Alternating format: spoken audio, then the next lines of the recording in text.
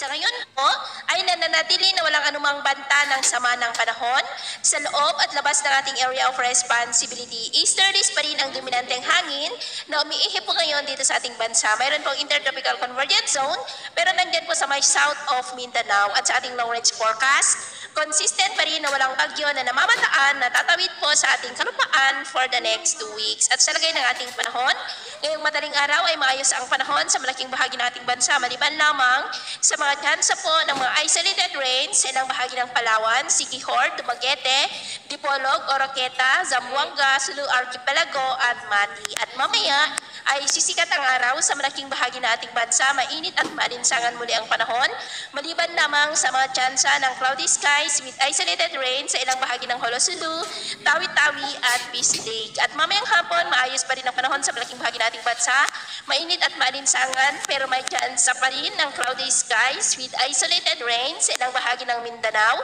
Pangasinan, Quezon at Aurora. Kaya kung lalabas tayo sa ating mga tahanan, ugaliin lamang po natin lagi ang magdala ng kahit na ng panangga natin sa init ng araw at proteksyon na rin po sa mga biglaang buhos ng ulan.